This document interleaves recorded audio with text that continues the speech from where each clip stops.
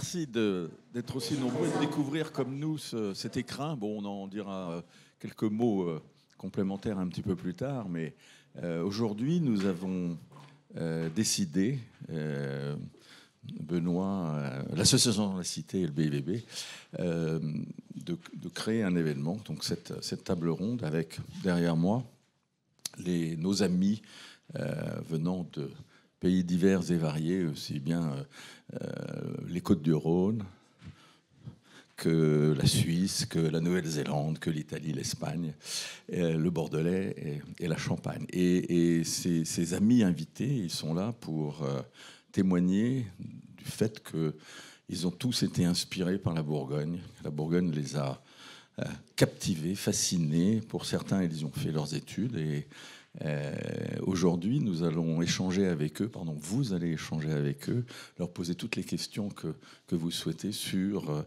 cet attachement viscéral qu'ils ont pour la Bourgogne. Voilà, merci.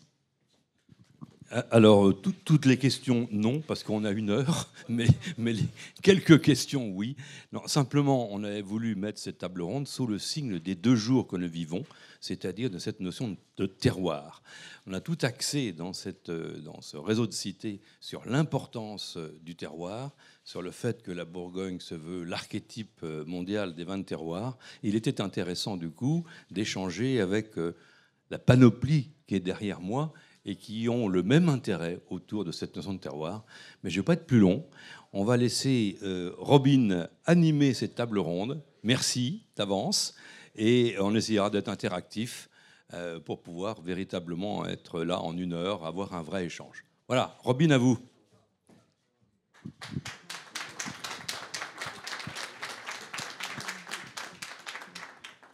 Oui, en fait, merci pour venir. Je suis tellement honorée d'être ici parce que pour moi, la Bourgogne, c'est une région qui m'inspire depuis toujours. La première fois que je suis venue ici, c'était en 90. C'était par hasard. C'était un ami qui a organisé une petite soirée ici pour passer une nuit avant d'aller en Allemagne. Et je ne savais pas, j'étais une jeune fille au père à Lille. Je n'étais même pas de l'âge pour boire de l'alcool aux États-Unis. Je suis américaine, mais j'ai tombé amoureuse du vin, j'ai tombé amoureuse tout de suite de la cuisine, toute l'architecture. Et donc, pour moi, chaque fois, je pensais au vin, je pensais en Bourgogne. Et voilà, je suis là, je travaille avec les vins de Bourgogne depuis 23 ans maintenant. Et donc, j'étais vraiment touchée d'être demandée pour venir ici. Voilà, donc j'espère que Monsieur Solos va venir, ou est-ce qu'il y a un peu de retard? D'accord, ok. On va commencer alors par Jaume Gremona, qui, il est là, parce qu'en fait, on a changé les chaises un peu. Voilà, donc c'est une 5e génération de vignerons dans le Penedès. Il fait on va dire, cava, juste pour le moment, pour la définition. Donc, il fait des vins pétillants.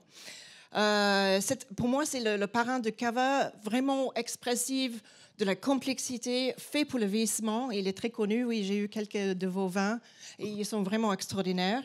Il y étudie aussi l'agriculture biologique et biodynamique en France avec Claude Bourguignon.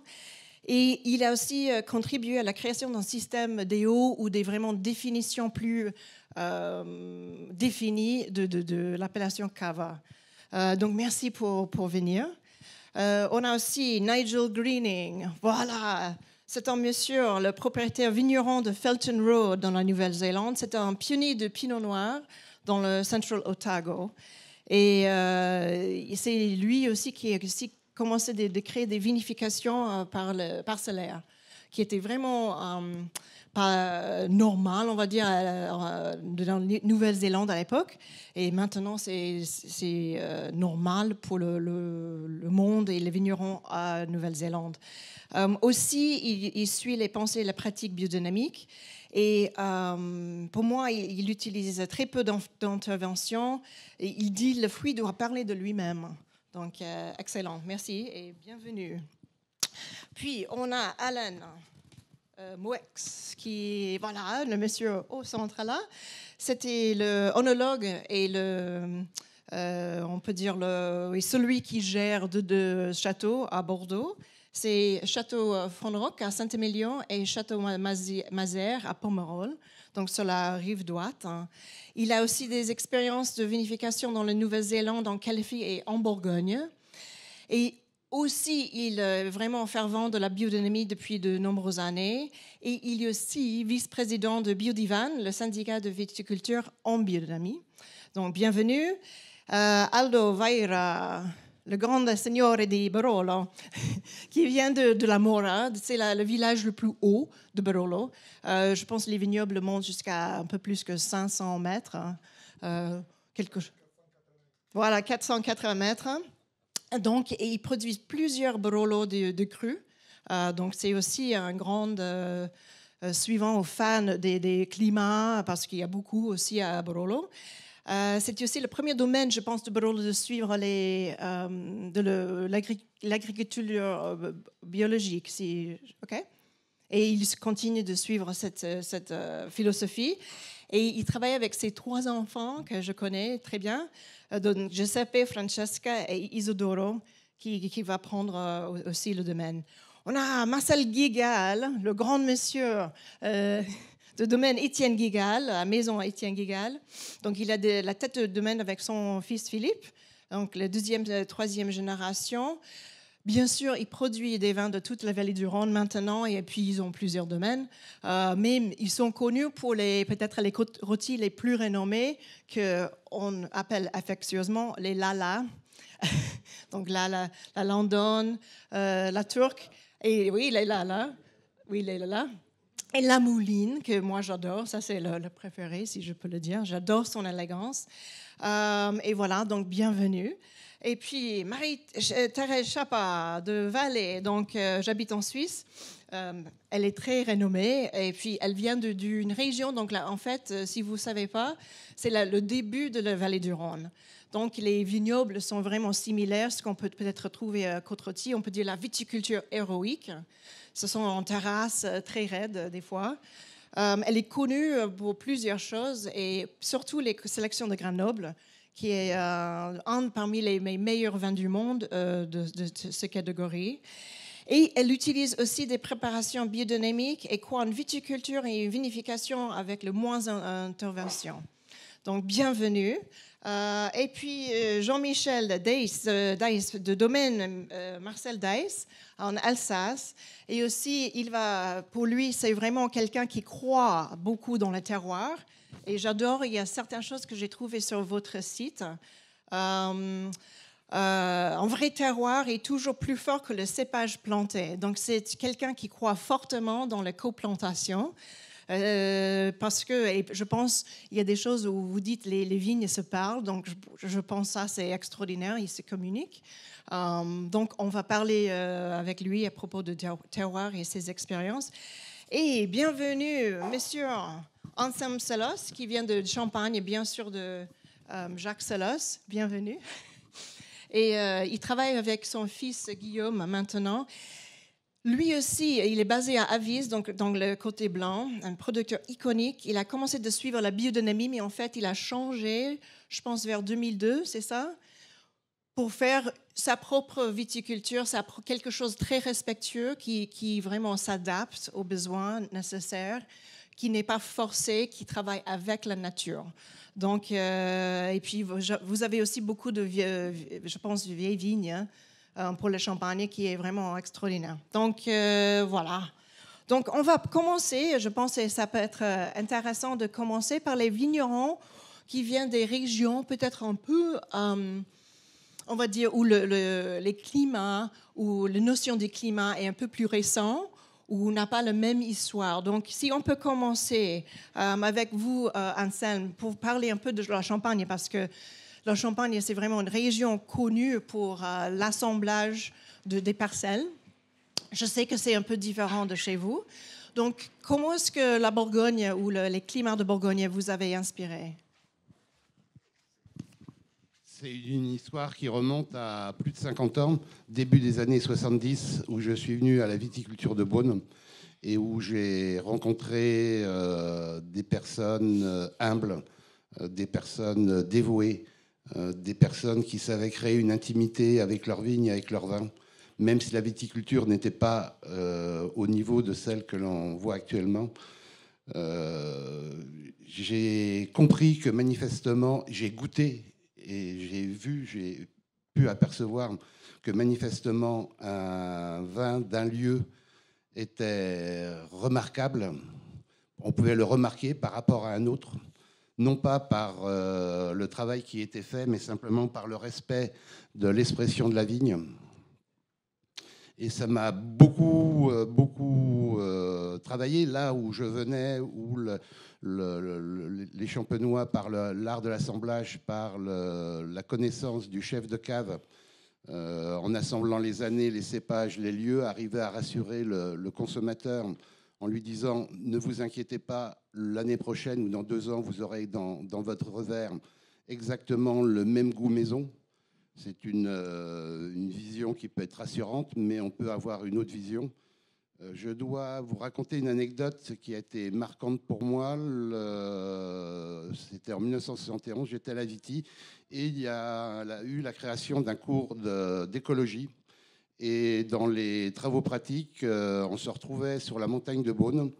On traçait une longue ligne droite et on avait 1 mètre linéaire et on devait faire la reconnaissance des plantes et également de la faune. Et on se rendait compte que l'on déplaçait le mètre linéaire le long de cette ligne droite, qu'on avait un équilibre, il y avait la reproduction exactement de ce qu'il avait trouvé précédemment, puis tout d'un coup il y avait une rupture. Et notre enseignant, pour nous faire comprendre, ensuite nous faisait creuser, nous faisait regarder le biotope, les éléments physiques, la granulométrie, la profondeur, l'ombre, l'orientation, la pente, tous ces éléments-là. Et effectivement, il y avait une corrélation entre la population qui était sur place et les conditions physiques que rencontrait la société. Pour moi, ça a été quelque chose de fondateur, un des éléments de connaissance qui était important. Et également, dans le temps, je me suis rendu compte que l'autre élément porteur d'un terroir, c'est ce que je nomme la permanence dans ce qui change. C'est-à-dire que quelle que soit la variation météorologique d'une année sur l'autre, on avait toujours les mêmes stigmates, les mêmes caractères qui apparaissaient par rapport au lieu de naissance. Et ça, pour moi, c'est essentiel. Je dis ça simplement parce que souvent, le mot terroir est usurpé. Et il faut qu'il y ait cet élément-là, il faut l'histoire, l'antériorité, c'est-à-dire le nom que donnait à la parcelle par rapport aux caractéristiques qu'elle pouvait donner.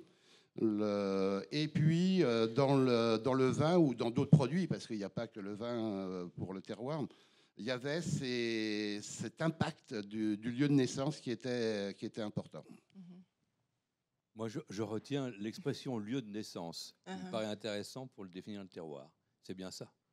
Et ce qui est permanent dans ce qui change, alors quand je dis ça vis-à-vis des personnes qui viennent me voir, elles ont un peu de temps où je dis l'autre même.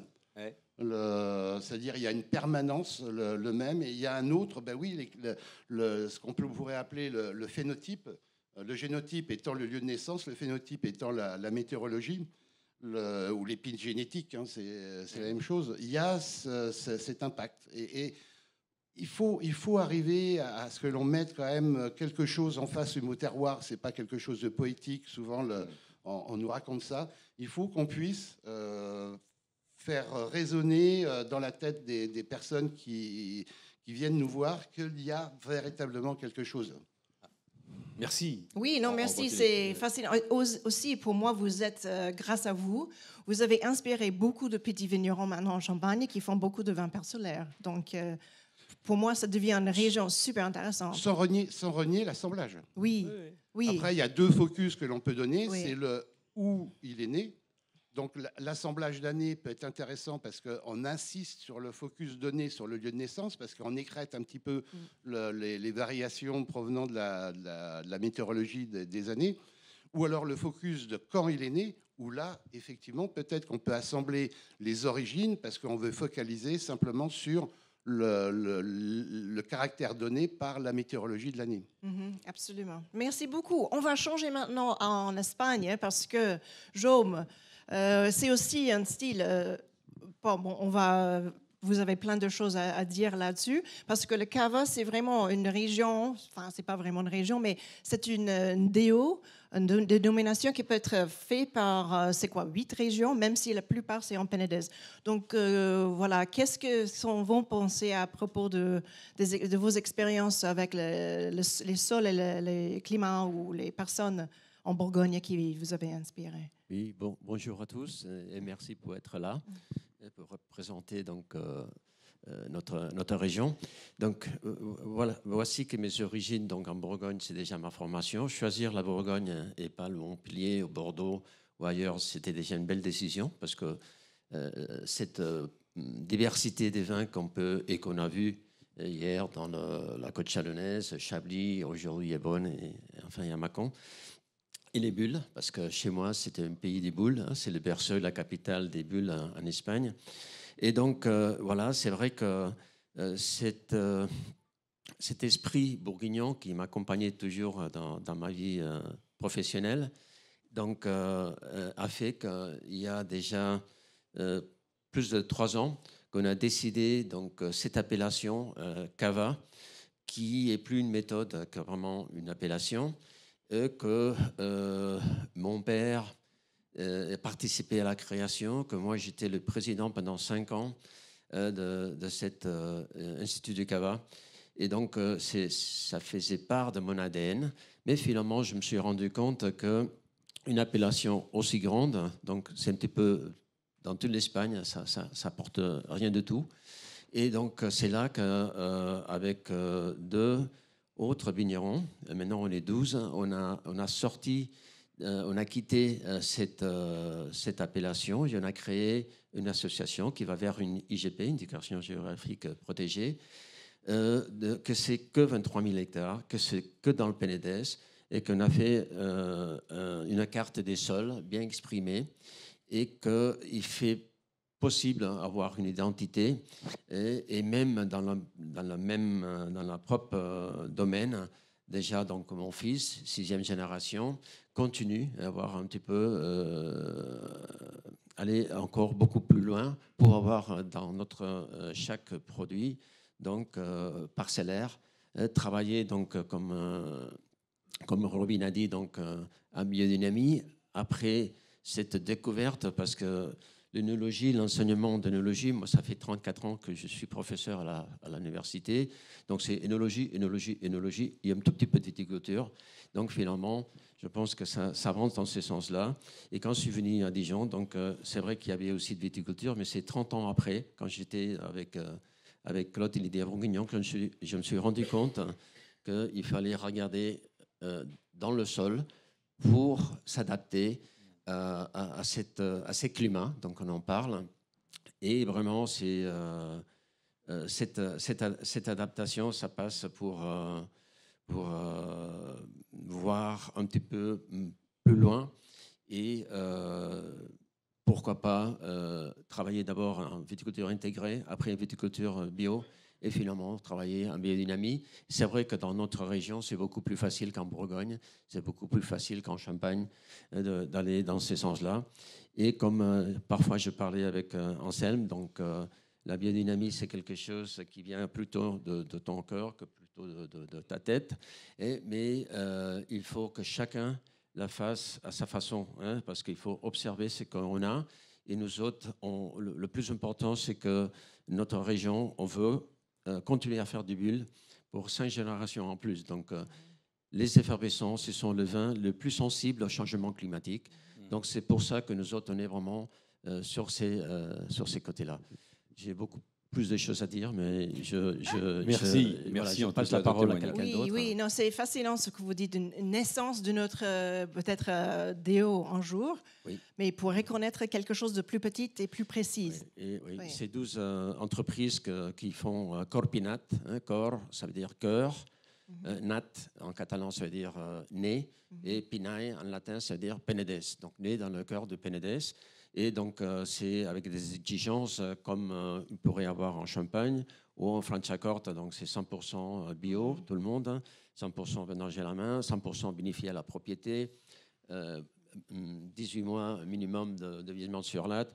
C'est quand même on croit, comme le bourguignon, à notre propre produit, à notre propre sol, à notre propre climat. Et pourquoi pas, donc, nous autres, faire part de ces mondes des bulles qui est exceptionnel, et que c'est le seul vin. Là, j'ai assisté au congrès mondial de l'EIV. C'est le seul vin qui monte comme ça. Donc, comme la effervescence. Merci beaucoup. On va passer le parole maintenant à Nigel, qui va parce que ça fait il y a 30 ans, le Nouvelle-Zélande était vraiment quelque chose. Le parcellaire était énorme. Donc, de vos expériences, est-ce que vous pouvez expliquer un peu l'histoire de chez vous?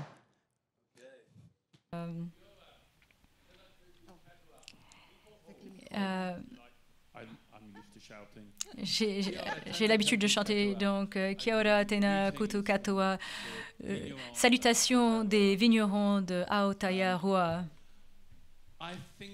Je pense que c'est parce que je viens d'Angleterre et que j'ai eu la chance de savourer de très bons vins de Bourgogne. Je pense que c'est grâce à cela que j'ai compris la notion de terroir. C'est quelque chose qui m'est venu naturellement.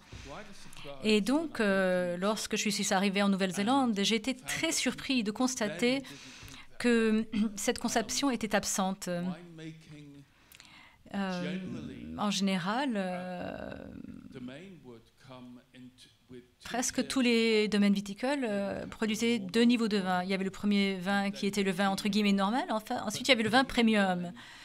Mais le vin premium était produit par le vigneron. C'est lui qui déterminait quels éléments rentreraient dans ce vin. C'était un vin qui était entièrement créé d'origine humaine. Il n'y avait pas la notion de lieu. Donc aujourd'hui, tout cela a presque complètement changé. Je ne connais pratiquement aucun vin de réserve ou un vin premium en Nouvelle-Zélande où la différence humaine est celle qui fait la différence en matière de qualité.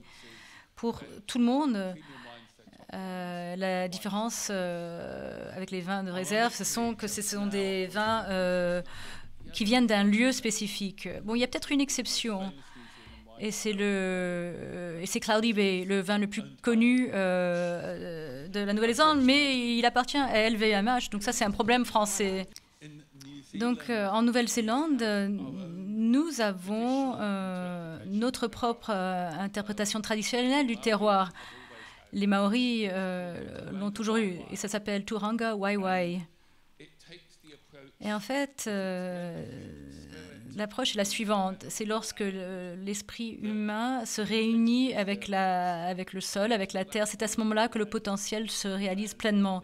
Sinon, on a 2 choses distinctes. On a les sols d'un côté et de l'autre côté, la bonne attitude et l'humain.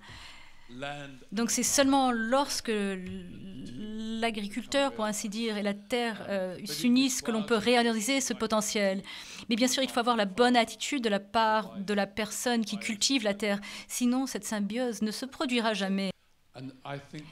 Et je pense que ceci entraîne 2 changements. Tout d'abord, il y a une augmentation importante en matière de l'agriculture biologique et biodynamique. Par exemple, dans ma région, cela représente environ 20%. Il y a 20% biodynamique. Mais cela a également entraîné un changement de comportement de la part des viticulteurs.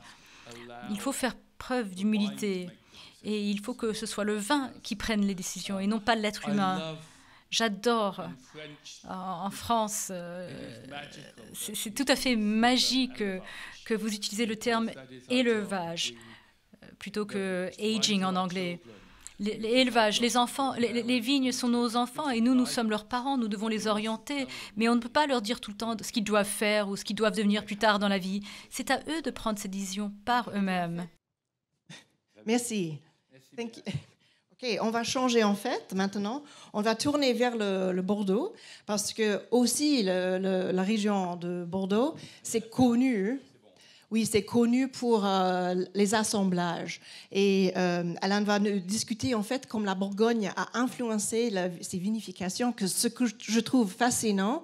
J'ai acheté du vin de Bordeaux pendant longtemps.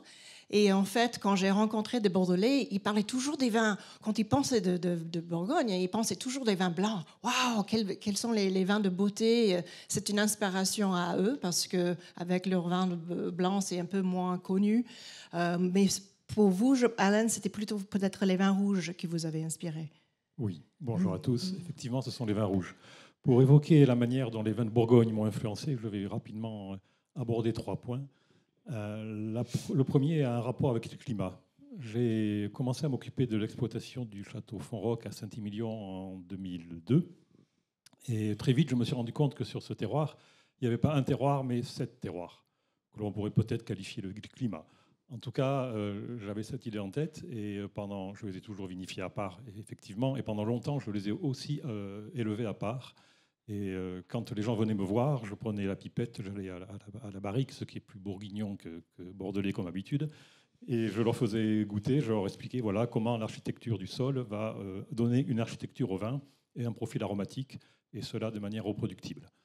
Donc j'ai même été assez loin où à un moment j'ai pensé pourquoi pas faire cette étiquette au Château Fonroc. Bon, je me suis vite rendu compte que j'allais en perdre mon classement, donc j'ai fait marche arrière. Mais cette idée m'est restée au moment de l'assemblage. C'est-à-dire que pour moi, un assemblage bien fait, c'est un assemblage où les 7 éléments sont là. C'est un assemblage où on a trouvé la pierre angulaire qui fait que rien dépasse, mais ils sont tous là, tous présents. Donc je fais très attention à ça. Donc ça, c'était la notion de climat. Après, il y a la notion de style de vin. Alors là, je dirais que la Bourgogne m'a sauvé. Parce que quand j'ai commencé à m'occuper de cette propriété en 2002, à Bordeaux, on était plutôt sur la recherche du muscle. Pour moi, ça ne m'a jamais beaucoup passionné, cette histoire-là. Et il se trouve qu'ici, le pinot noir n'est jamais très loin du calcaire, ou le calcaire n'est jamais très loin du pinot noir. Et à Fonroc, nous sommes sur un plateau calcaire et un coteau argilo-calcaire. Donc j'étais en recherche un petit peu, si je peux dire, de modèles qui m'inspirent et qui me parlent. Et c'est vraiment le modèle bourguignon qui m'a intéressé, le côté plus ciselé dans les tanins, la droiture, la tension dans les vins, etc.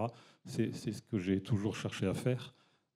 Pendant longtemps, je n'étais pas très à la mode à Bordeaux, mais ce n'est pas grave. Et j'ai continué. Et moyennant quoi, c'est en goûtant des vins de Bourgogne, que j'ai trouvé des modèles et que je me suis quelque part peut-être un peu rassuré sur voilà, un raisin rouge sur un terroir calcaire. Ça peut faire ça peut faire ceci. Et bon, ça m'a inspiré dans ma recherche.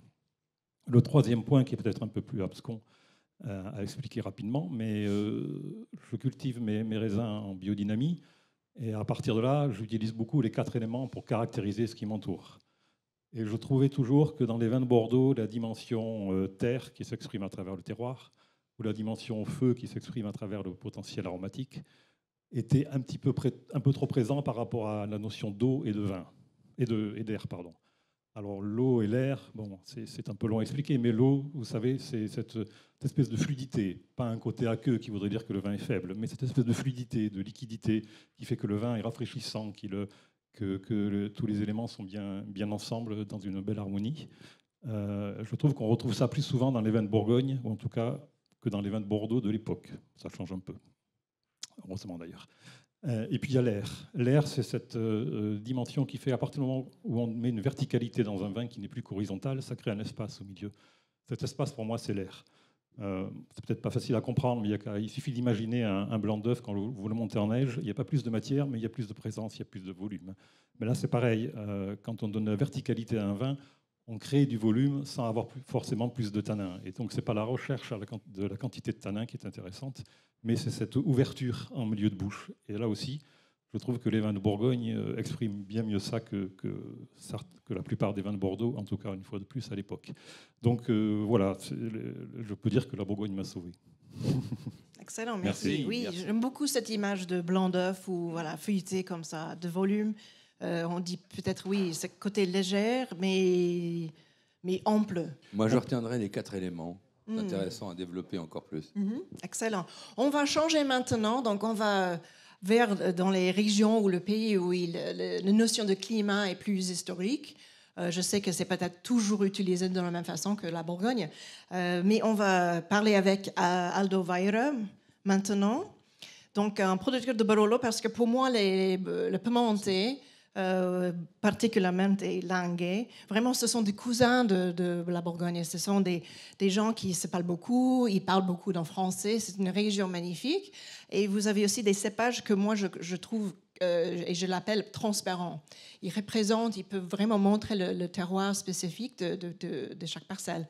Donc, pour vous, Aldo, quelles sont les connexions pour vous avec la Bourgogne? Il y en a beaucoup. Ce sont vraiment beaucoup de choses qui lient le Piemonte à la Bourgogne, la langue à la Bourgogne. Ma histoire personnelle avant tout. J'ai connu la Bourgogne dans l'étiquette qu'il avait mon père dans sa cave.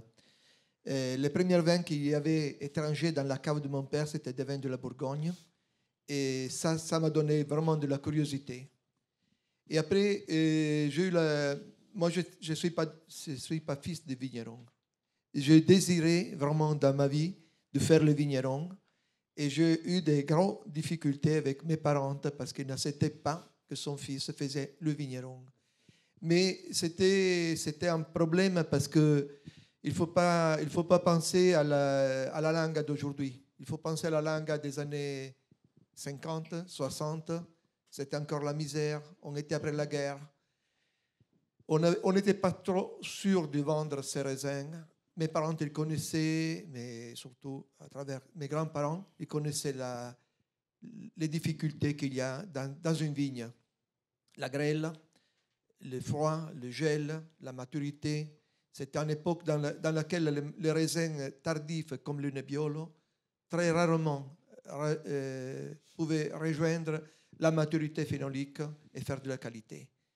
Donc, c'était une époque dans laquelle on avait des autres cépages chez nous, tels que le Dolcetto, la Barbera, qui sont de maturation plus anticipée, et donc c'était à l'abri du froid, de la neige, de la maturation tardive. Donc, mes parents ne voulaient pas que je fasse le vigneron. Pas le vigneron. Moi, à l'époque, je voulais faire le paysan. Et donc, ma formation, c'est une formation agronomique. Et j'ai eu la chance de faire les premiers cours d'écologie. À l'époque, on ne parlait pas de biodynamie, on ne parlait pas de bio, on parlait d'écologie. Et j'ai eu la chance d'avoir un professeur qui avait connu Maria Thun. Donc, au-delà de la formation de l'université, on avait l'occasion d'être proche à ça. Et dans le même temps de l'université, je connais le cépage mondial. Donc, j'arrive à connaître qu'est-ce que c'est le Nebbiolo, mieux, mais je connais même que sont les autres cépages mondiaux tels que le Pinot. Et là, cette difficulté de vinification, la couleur délicate, la finesse des parfums, ce sont des mots qui sont restés dans moi et qui m'ont fait donner le désir d'arriver en Bourgogne et de connaître la Bourgogne. Et lorsque j'arrive ici, c'est cette mosaïque de vignes qui me fait imaginer nouvellement le Piemonte et ce que va nous lier. Des histoires des femmes et des hommes qui ont résisté à difficultés du climat, les difficultés des maladies de la vigne, et qui ont donné ces choses qui sont arrivées jusqu'à former le patrimoine de l'humanité. Voilà. Donc, deux belles histoires presque parallèles. Mais même au niveau de l'histoire, vous avez eu les abbayes, les moines, les ducs. Et nous avons une histoire très spéciale avec la Marchesa di Barolo, que c'était en française d'origine, Juliette Colbert de Montlévrier, qui marie le marquis de Barolo, et qu'en 1843, il va donner au roi 325 petites pièces de vin de différentes vignes qu'elle avait. Ce sont 325 parce que ce sont 365 le jour de l'année, mais 40 jours sont de carême. La marquise, c'était une femme qui était très religieuse. Ils n'ont pas eu de descendance, mais ils ont fait beaucoup de choses pour l'humanité. et pour le DZRD de la ville de Turin. Il y a encore l'Opéra Pia Barolo, mais elle a fait un ordre de soirée, comment on dit, de sœurs, voilà, de religieux, très, très occupés. Mais elle a fait la première grande opération de marketing. Parce qu'après ça, le roi, il a décidé, et les autres nobles, ils ont décidé de s'occuper de façon différente des vignes de la Langa. Et là, c'est le Cavour avec le Castello di Grenzani à Cavour, ou à Pollenzo, ou le château de Verduno. C'est tous des caves qui se développent suite de cette grande opération de marketing qu'elle a fait. Et être ici, en ce moment, avec vous, à l'inauguration de ce groupe de cités de climat d'événements de Bourgogne, ça me donne vraiment de l'émotion. C'est une époque dans laquelle nous vivons, c'est l'époque de l'ouverture vers l'amateur. Et voir que 3 cités de la Bourgogne vont chercher de faire un projet commun, ça, c'est une très belle histoire pour moi. J'arrive de Piemonte. Le Piemonte, c'est quelqu'un de très fermé. C'est du côté humble. L'histoire derrière chacun de nous, c'est ça. Mais je profite également de ce moment pour demander de venir, de garder comme vigneron, de garder toujours, d'être humble, mais être un peu moins, un peu ébahi, de façon de protéger notre métier par rapport à tout ce qu'il y a, les barbares d'aujourd'hui. Et je me réfère aux barbares d'aujourd'hui, ce sont les spéculateurs qui arrivent chez nous. Ce sont tous les gens qui viennent et qui n'aiment pas, qui viennent parce qu'ils ne sont pas où aller. Nous avons besoin d'amateurs, nous avons besoin, et ça, c'est votre grand projet de cité. Pour moi, c'est vraiment une émotion. Un grand merci. Okay, merci beaucoup. C'est très touchant, oui, c'est très touchant. Je suis complètement d'accord. On va changer maintenant à notre région, qui est aussi peut-être un peu des cousins spirituels, voisins, bien sûr. Voilà, la Côte-Rôtie, qui est vraiment un autre endroit où il y a beaucoup de lieux-dits. Je pense qu'il y a 75 climats en Côte-Rôtie, peut-être, quelque chose comme ça. Oui, à peu près. Et puis, voilà... Marcel va parler un peu l'hiérarchie de la Bourgogne et comme peut-être ça inspire une hiérarchie dans la Côte-Rôtie. Première chose, je ne pensais pas parler de cela, mais on parle beaucoup de biodynamie. Et Guigal n'en parle jamais. C'est comme la religion, il faut avoir beaucoup de pudeur, des convictions. J'ai eu la chance, monsieur l'a dit, de rencontrer un monsieur qui a créé en France, pour nous, qui est essentiel.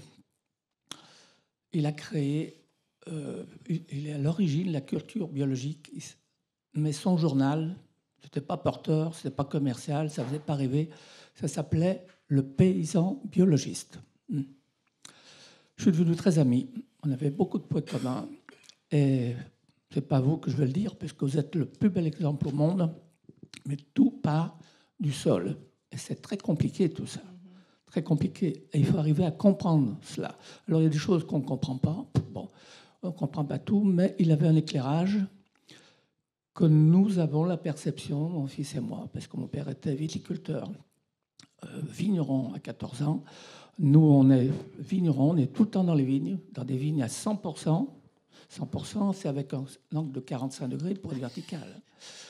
Et donc, il faut comprendre. Et cette personne nous a appris une chose. Pour avoir cette perception, il faut être dans la vigne, il faut percevoir des choses difficiles à comprendre, et on peut les comprendre. Et là, un grand ami que j'adore, c'est Aubert.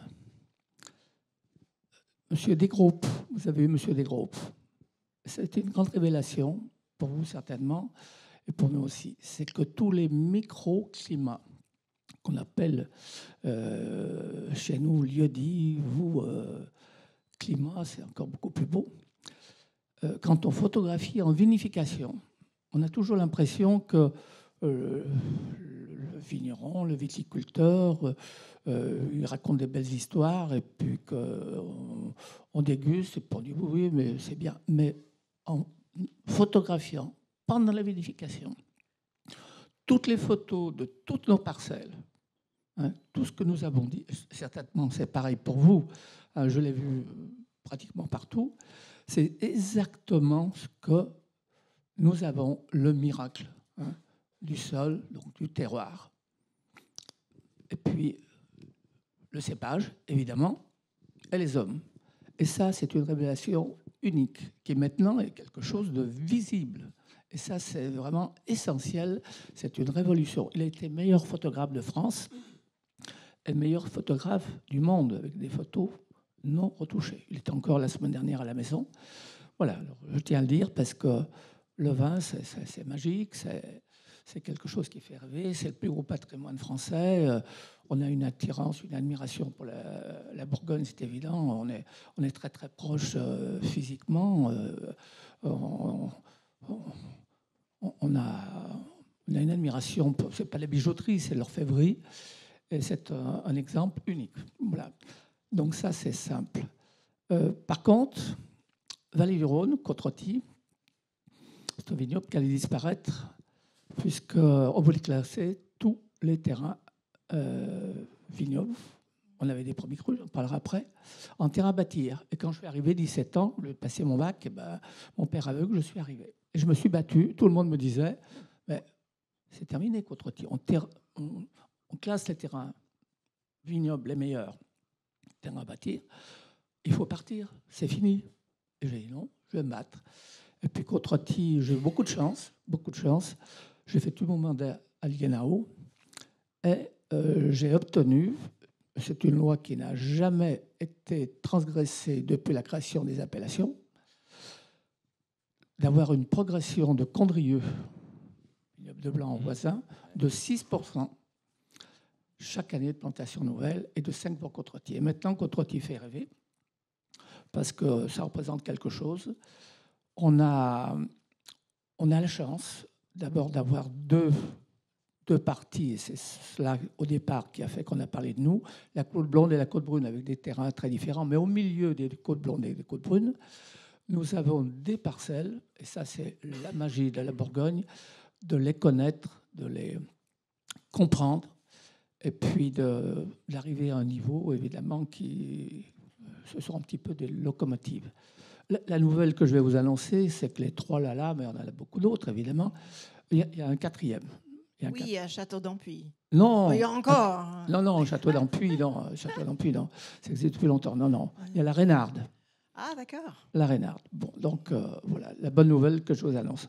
Alors, au niveau, maintenant, la frustration, c'est un mot qui est faible, c'est que nous avions des premiers crus à Côte-Rôtie. Avec un plan, une commission d'enquête et tout. Et quand on a voulu tuer Côte-Rôtie politiquement pour faire de l'urbanisme, parce que les terrains agricoles étaient très durs à travailler, il y avait un jeune et puis un fou, c'était moi qui arrêtais mes études, et il fallait tourner la page et puis faire le plus d'argent possible en vendant les terrains de Côte-Rôtie, les vignobles, en terre à bâtir. Et puis, les choses ont bien changé, heureusement. Et puis maintenant, on a la frustration, parce que je suis resté à Lienau, je vous ai dit, j'ai fait tous mes mandats, et j'ai toujours eu la volonté farouche, et ça serait quand même rendre justice au baron Leroy qui a créé les appellations, où j'ai des étiquettes de premier cru et de grand cru. Et Châteauneuf, il n'y a rien du tout, il n'y a plus rien. Côte-Rôtie, on nous a enlevé ce qu'on avait, et on aimerait bien, pour que les gens travaillent mieux et que les gens comprennent ce que l'on peut faire au niveau des mini-parcelles, ce que vous faites le mieux en Bourgogne. Alors, je reçois dans 8 jours demain le président de Lienau, donc je travaille toujours là-dessus. J'ai eu des commissions d'enquête. J'étais à la droite d'un président, René Renoux, dont on m'a beaucoup parlé. On avait la volonté farouche. Il faut bien reconnaître qu'on n'a pas réussi, mais je me bats encore. Je ne suis pas seul. On est nombreux à défendre ceci. Alors, c'est très symptomatique. Partout, on me parle des grands vins de Bordeaux, que je connais bien, parce que j'étais en charge de tout le Médoc. J'ai fait le classement 7 millions, j'ai vu comme c'était difficile de faire changer les choses. Mais il faut toujours regarder en haut et toujours faire du parcellaire le mieux possible et d'avoir des locomotives pour tirer les wagons et essayer modestement, toujours en restant très modeste, de comprendre et de faire apprécier ce que nous avons de plus merveilleux dans ce pays. Excellent, merci beaucoup. C'est super. Donc on va changer maintenant. Donc Marie-Thérèse, elle va parler en fait sa passion pour le parcellaire, mais elle a d'autres idées pour les hiérarchies du vin. Merci.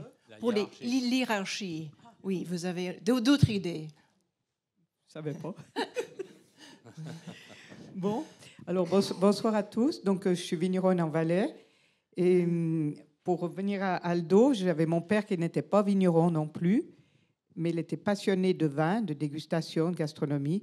Et au contraire d'Aldo, c'est lui qui m'a poussé dans ce métier. Et donc j'ai commencé quand j'avais 17 ans. Et on a toujours bu des grands vins rouges de Bourgogne, de Bordeaux, du Barolo. Et les blancs, on buvait les blancs de notre coteau, des Clèves.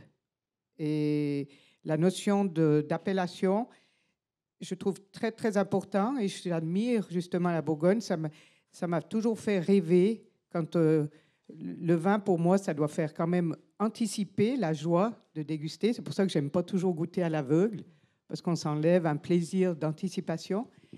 Et quand par exemple, des mots comme Chambol, Musigny, Les Amoureuses, Romanée Saint-Vivant, on se réjouit. Il y a des mots qui nous interpellent, ou des histoires comme Croparentou, comme il m'a raconté Jackie hier, c'était passionnant. Et puis, par exemple, des mots aussi qui questionnent, comme L'homme mort à Chablis ou Claude Mouche. C'est quand même et des mots forts comme Claude Duc. Je trouve que ça fait plus rêver ces appellations que le nom du vigneron. Quoi qu'il y a des vignerons qui nous font aussi rêver, hein. Mais c'est plutôt les noms, et ça, c'est éternel. Et c'est ça que je trouve passionnant, que nous, les vignerons, bien sûr qu'on fait partie de l'interaction qu'il y a avec notre terroir, notre sol, notre climat, notre millésime, mais on est au service de ce climat, de ce terroir, et d'être au service, on passe derrière, et notre parchet, notre lieu-dit, il reste éternel. Nous, on passe, on transmet, mais on n'est pas éternel. Et j'espère que mon autre domaine, que j'essaye de mettre en avant plus tôt que moi, mais c'est difficile en Valais, puisse rester le domaine des Clèves, puisse rester... alors, à l'époque, en Valais, on avait beaucoup de lieux-dits. On a même des très beaux comme le Brésil, Claveau, Cocampède, enfin, on a même Soleil, un parchet à Martinique qui s'appelle Soleil. Et après, le Valais, c'était dommage parce qu'ils ont voulu uniformiser, essayer de faire plutôt une Dôle du Valais, un Fendant du Valais, et on a perdu toutes ces petites appellations. Au canton de Vaud, c'est resté, vous avez Saint-Saphorin, Calama, tous les villages, mais ils ont un seul cépage. C'est aussi plus facile que nous, qu'on a beaucoup de cépages. Et donc, mais il faut aussi que ce soit vrai. Si vous marquez une appellation qui a beaucoup de succès, il faut quand même qu'il y ait 100%, pas 60% d'un autre parchet moins connu dedans. Je trouve que c'est important de garder une vérité dans ces appellations, que chez vous, vous faites, puisque vous avez tous les contrôles par rapport à ça. Et chez nous, en Valais, donc, ça a disparu. Et après, ils ont voulu faire un grand cru dans chaque commune. Mais le grand cru, ce n'était pas du tout une notion de lieu-dit. C'était la commune avec des règles, des cahiers des charges, minimum 15 ans d'âge, minimum baisser le rendement, tous des critères qualitatifs, mais qu'on s'éloignait vraiment du lieu-dit. Et moi, j'ai proposé à ma commune de faire avec des lieux-dits, parce qu'on en a des beaux, on a même aussi les murs, on a des appellations, on est déjà 3-4 qu'on appelle les Clèves et Plamont, 2 appellations de lieux-dits, qu'on est plusieurs à l'employer maintenant, mais on n'a pas réussi à faire le système village, premier cru, grand cru, parce que tout le monde aimerait être égaux, et tout le monde voudrait être dans les grands crus. Mais il n'y a pas d'égalité là-dessus, ce n'est pas nous qui pourrons décider. Donc, je fais trop long? Oui, juste pour vous dire, Marie-Thérèse, que dans la scénographie que vous allez voir, il y a toute l'origine et le pourquoi de ces noms qui maintenant marquent la Bourgogne. Oui. Donc, on raconte cette histoire-là aussi. D'accord. Mais juste, alors je finis vite. Je crois pas du tout à la simplification des choses. Je pense que plus on s'appauvrit, c'est comme si on mangeait tous les jours la même chose pour simplifier. On aurait des carences, on s'appauvrisserait. Et donc je trouve dommage de simplifier. C'est plutôt aux gens d'apprendre, d'aller vers la connaissance, etc. Je vous donne l'exemple d'un lieu-dit chez nous qui s'écrit Lédard, D-A-H-2-R-E-S. Ça fait beau, c'est fort, c'est puissant. Et maintenant, ils ont simplifié, ils ont mis D-A-R-E-S. C'est moche, c'est simple. Voilà. Merci. Merci. C'est vrai que, ouais. Merci beaucoup. C'est vrai que les grands crus dans le Valais, c'est très compliqué parce que chaque partie de Suisse, c'est différent. Pas tout le monde en a des hiérarchies. Et puis, chaque canton est un peu différent. Et même, il y a des différences dans chaque canton. Donc, c'est compliqué. Merci pour expliquer ça. Donc, on va passer la parole à Jean-Michel, qui va discuter de sa passion de terroir. C'est vraiment quelqu'un qui adore le terroir de plus. Et donc, on va vous écouter comme vous voulez. Alors, il a 4 minutes, si je Oui, me souviens 4 bien. minutes. C'est impossible pour moi. Je sais, c'est pour ça. C'est impossible pour moi de dire. Hier, on parlait dans le bus longuement. Je vais essayer de faire très très court. J'étais pas destiné à être vigneron. Je pouvais faire plein d'autres choses, honnêtement. Mes parents me poussaient à faire plein d'autres choses. Et mon grand-père m'a emmené dans la vigne, fait travailler dans la vigne. Et j'ai senti très vite qu'il y avait là un trésor qui s'adressait chez moi à l'espérance poétique, à l'espace que chaque être humain a pour devenir plus libre. Et donc, j'ai voulu devenir vigneron. Et donc, c'était difficile parce qu'on m'a dit, écoute, c'est pas compliqué. Dans la vigne, tu te démerdes. Dans la cave, tu te démerdes. Tu dois produire le goût absolu du Riesling, presque aussi bon que le voisin, virgule, légèrement moins cher. D'accord ? Et il y avait dans ça une indignité extraordinaire, parce que c'était juste le contraire, l'autre face de la relation profonde qui unit un homme muni d'une pioche ou d'un sécateur avec le lieu et la plante.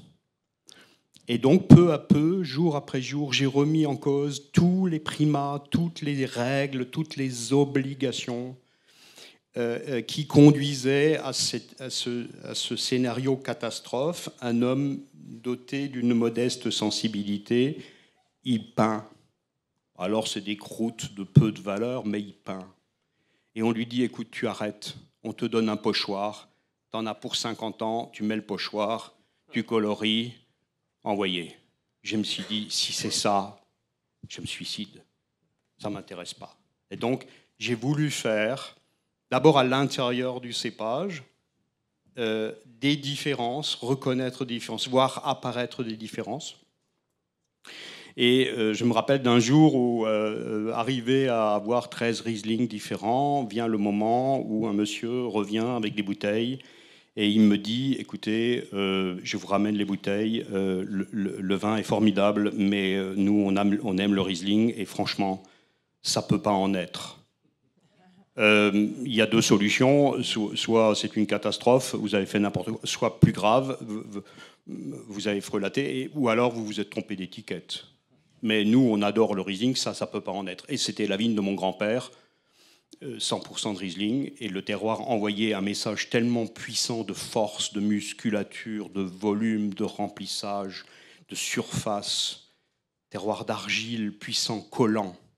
Ça ne pouvait pas être de Riesling. Donc j'ai pris une décision très très simple. J'ai enlevé le mot Riesling, j'ai mis Bourg.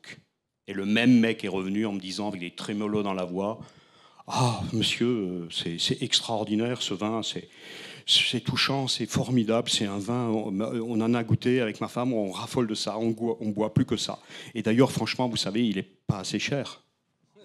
Comprenez, je ne peux pas l'offrir à mon beau-frère, il comprendrait mal mon intention. » Et donc ça m'a encouragé, j'ai intensifié, j'ai augmenté les densités de plantation. Et là est venu le moment où ce système d'un monocépage par terroir, un peu à la bourguignonne d'aujourd'hui, trouvait sa limite. c'est que nous sommes une région avec 13 cépages différents, comme Châteauneuf. Et nous sommes une région avec 0 obligation de proportion. C'est très important. Et donc, ça voulait dire qu'il fallait que j'euthanasie 12 cépages pour n'en garder qu'un seul et exprimer mes terroirs. Et là, Michel Béthane écrit un édito dans la REF dont le titre, je pense qu'on ne peut pas le dire, mais voilà, il l'a écrit, donc il assume, et moi aussi, était 100% est un concept nazi. Et comme j'ai une histoire personnelle très impactée par cette infamie de Mariupol et de la Shoah et de Auschwitz, c'est très important pour moi, j'ai décidé que j'allais mettre tout cela légitimement dans la parcelle et que j'allais assumer le résultat parce qu'il était naturaliste, qu'il ne parlait pas de moi, de mon ego ou même de mon envie, qu'il parlait, qu'il prêchait, qu'il s'incarnait dans une légitimité naturaliste. C'était la voix du lieu lui-même, que j'étais tout petit et que j'allais même pouvoir passer ça à mon gamin et me mettre en retrait. Aubert m'a dit, ne prends pas ta retraite, mets-toi en retrait. Je suis le conseil. Exactement. Et donc, aujourd'hui, j'ai retrouvé les 47 vieux cépages orphelins. Je suis en train de les rajouter dans ces vignobles pour finir par avoir des vignes avec 60 ou peut-être plus de cépages. Et je cherche, comme un enfant, à ce qu'ils restent ensemble. Que je n'ai jamais besoin d'affronter la question des proportions parce qu'ils sont tous ensemble légitimes dans la musique. Vous savez, la musique, la différence avec le bruit, c'est qu'on n'entend pas les instruments. Même la cymbale, vous ne pouvez pas rester à côté quand elle sonne toute seule. Mais quand elle est dans l'orchestre, elle est juste magnifique. C'est une lumière. Et donc, le plus brillant des cépages, le Gewürztraminer, quand il s'inféode de lieu et qui se dissout dedans et qui devient la cymbale de l'orchestre philharmonique, il n'y a rien à rajouter, tout est dedans. Et donc voilà mon projet. Alors ça pose énormément de problèmes parce qu'aujourd'hui, le système des appellations procède depuis les années 2000 d'un modèle de simplification. On simplifie. Vous êtes village, vous avez droit à 5 cépages. Vous voulez être premier cru, il faut en renoncer à 3. Il vous en reste 2. Et si jamais on vous classe grand cru pour la même parcelle, il va falloir en enlever 1. C'est exactement le contraire qu'il faut faire parce que, et ça c'est une conviction absolue, nous n'affronterons pas ce qui est devant nous, le changement climatique, sans le recours à la biodiversité. La première forme de biodiversité, c'est un encépagement multiple, en équilibre, légitime dans le lieu, avec un vigneron qui le sert. Merci à tous. Oui, merci. Merci. Wow. Oui, merci beaucoup. C'était très émouvant, en fait. Même si j'ai déjà parlé avec Jean-Michel, je peux continuer pendant 4 heures. Oui, on n'a pas beaucoup de temps qui nous reste. Donc, on va passer à quelques sujets assez importants aussi. Jean-Michel, vous avez parlé aussi de l'environnement, les changements climatiques. Donc, peut-être on peut prendre quelques minutes pour discuter comment protéger ces lieux magiques, comment protéger les climats. Donc, on va parler avec Jaume, premièrement, parce que l'Espagne, c'est vraiment connu pour vous êtes le plus biologique viticulteur, vignoble du monde. Les climats aident beaucoup, bien sûr. Est-ce que c'est vraiment important pour protéger les climats pour vous? Oui, moi je pense qu'on a beaucoup de choses à faire pour s'adapter. C'est-à-dire que le mot adapté, peut-être, il n'est pas le plus adéquat, mais c'est vrai que souvent, le viticulteur, on est des égoïstes, on pense qu'à nous, on ne pense pas assez à la plante. Et donc nous autres, on revient à des tailles comme le gobelet, donc c'est une taille hors le palissage, pour mieux protéger de façon naturelle donc, nos cépages historiques, donc le Xarel·lo, le Macabeu, la Parellada. Donc, à part cette taille, donc, il y a aussi cette pratique qui a pratiquement disparu de greffer sur le terrain nos vignes, donc pour lui donner ces capacités au pied américain de s'adapter, de bien s'enraciner et au bon moment, greffées avec des plantes qu'on a démontré, qu'on a gardées donc, des vignes de plus de 100 ans et qui se sont bien adaptées à des conditions à un certain moment. Donc, c'est vrai que ça, c'est des choses. Le mushing, c'est quelque chose que pour nous autres, donc avec ces 3 années de sécheresse qu'on a à ce moment, donc c'est aussi un travail qu'on a fait, un projet à niveau européen. Donc, nous autres, on a 35 hectares de bois, à part de 65 hectares de vignes. Donc, tout le broyage. Donc, c'est quelque chose qui nous permet, surtout dans les jeunes vignes, conserver cette humidité, cette matière organique qui fait de plusieurs retentions de l'eau.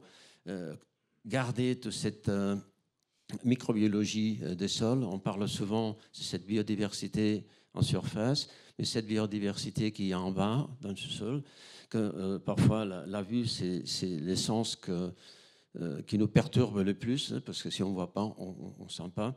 Et je pense que cet équilibre, que pour moi, ces triangles qui devraient être parfaits entre le végétal, l'animal, on ne parle pas beaucoup des animaux, et moi je pense que c'est très important, le terroir, et vraiment tout ça, ça va être géré pour les hommes. Pourquoi les animaux? Pourquoi la ferme? Ce n'est pas une question de biodynamique, mais l'organisme granja, ferme, c'est important parce que les animaux nous montrent beaucoup de choses aux humains. Et là, je n'ai pas le temps, mais c'est vraiment quelque chose que je suis sûr que si on pense plus à la plante, si on a une valeur ajoutée à nos raisins, donc on peut faire plein de choses. Et peut-être, à l'époque, on a planté n'importe où parce que tout c'était bien. Et donc, penser là où il faut mieux planter, regarder son terroir et faire ces analyses. Donc, voilà, cette philosophie que je pense que les Bourguignons, ils ont très bien fait. Merci. Merci. On va changer maintenant de région parce que chez vous, Anselme, vous êtes dans le Champagne, bien sûr. Pas chez vous, mais je vais jouer, si on dit l'avocat du diable. Il y a certains qui font des critiques de la Champagne. Généralement, peut-être quelquefois, le manque d'une pratique biologique ou biodynamique. Je sais que ce n'est pas du tout comme ça chez vous, mais est-ce qu'il y a quand même du progrès dans votre région ? C'est une région qui avance très très vite, énormément. Même les plus grands, tous, sans exception, se sont engagés dans des pratiques vertueuses. En revanche, dire qu'ils ont pris telle voie ou telle voie, ce n'est pas exactement cela. Et je loue un petit peu cette voie. Il y a une diversité d'approches pour être vertueux. On peut citer plusieurs voies, mais je crois que c'est dans cette multiplicité qu'on arrivera à mieux cerner la voie, l'itinéraire qui va convenir à ce qui nous attend demain. Ce qui est peut-être dommageable, c'est que la Champagne cherche plus à vendre ses vins qu'à ce qu'on lui achète. Donc, il y a un côté marketing qui est important et quelquefois, il y a un peu des abus d'usage des réseaux sociaux pour montrer combien certains sont spectaculaires dans la révolution qu'ils pratiquent. Donc, prônons la sagesse, revenons à l'enseignement. Je pense qu'il faut absolument que l'on cherche à faire évoluer les cours de la nouvelle génération, de ceux qui vont se former et de la nouvelle génération qui va arriver, dans des cours de biologie, de phytotechnie, de philosophie. Il faut absolument qu'on arrive à avoir des personnes qui arrivent avec une tête riche de savoir et qui ne puissent pas céder à des éléments qui peuvent quelquefois être un peu dogmatiques. Il faut vraiment choisir, il faut quelque chose qui se parle. Lorsque j'ai quitté la voie de la biodynamie, maintenant je pense que le conseiller que j'avais n'était pas celui qui était le mieux adapté, mais ça m'a permis d'explorer d'autres voies en lisant Bill Mollison ou Masanobu Fukuoka, qui est une autre voie plus philosophique et tout aussi intéressante et qui élève aussi la personne qui pratique. La Champagne est en bonne voie. Attention aux effets d'annonce, l'arrêt de 100% des vignes qui ne seront plus désherbées chimiquement en 2025. Il a fallu revenir un peu, les instances ont été obligées de revenir un peu en arrière parce qu'on ne peut pas dire 100%. Voilà, attention aux effets d'annonce pour rassurer le consommateur. L'important, c'est de progresser le plus rapidement possible et sans faire de spectaculaire. Oui, moi, j'ai besoin de 30 secondes. Okay. Dire que quand on dit qu'on travaille en biodynamie, nous autres, on gère un domaine de 450 hectares en biodynamie. Et après, dire aussi qu'il n'y a pas que le travail dans la vigne. C'est surtout la durabilité. En Champagne, on en parle beaucoup. Mais si on n'est pas durable, sustainable en espagnol, dans les chais, dans tout ce que ça représente, parce que maintenant tout le monde parle dans son message d'être durable. Mais moi je pense qu'il y a vraiment beaucoup de choses à faire dans le sens aussi de ce changement climatique dans le chai. Et ça c'est très important et c'est peut-être un sujet pour notre fois. Merci. Oui, en fait, merci beaucoup. Oui, on a plein de choses à dire, mais malheureusement, on n'a pas beaucoup de temps. On a juste 2 minutes. Il y a... Oh, pardon. Oh, Jean-Michel, bien sûr. Bienvenue encore. Je vais être très court. Je pense que l'enjeu, c'est que nos gamins redeviennent des paysans. Paysan, c'est le plus beau mot de la langue française parce que le paysan, il fabrique un pays. Il a des relations extrêmement profondes avec le pays. Il en parle la langue. Il sent les choses. Il n'a pas besoin de les apprendre scolairement. Il les reçoit, il les interprète. Et donc, je plaide pour une viticulture et une agriculture de l'envie.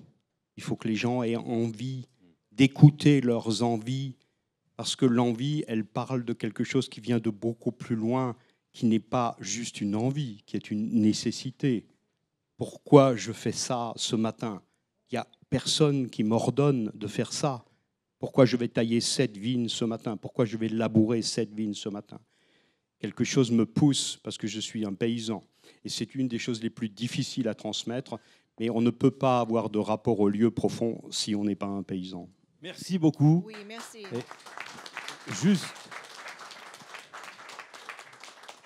juste 2 mots de conclusion pour remercier tous nos grands témoins parce que vous avez vraiment répondu à nos attentes. Vous n'avez pas fait un cours sur le terroir, mais vous avez parlé de vos expériences avec cœur, avec un véritable engagement. Et merci, parce que c'est vraiment, me semble-t-il, passionnant. Naturellement, on n'a pas eu le temps de poser des questions, mais voilà, et on a un programme serré. Il faut maintenant qu'on puisse descendre par la vrille pour retrouver, vous mettrez au premier rang tous, pour retrouver maintenant la partie discours qu'on essaiera de faire pas trop longue. Voilà, okay. avant Merci la beaucoup. visite. Merci. Merci.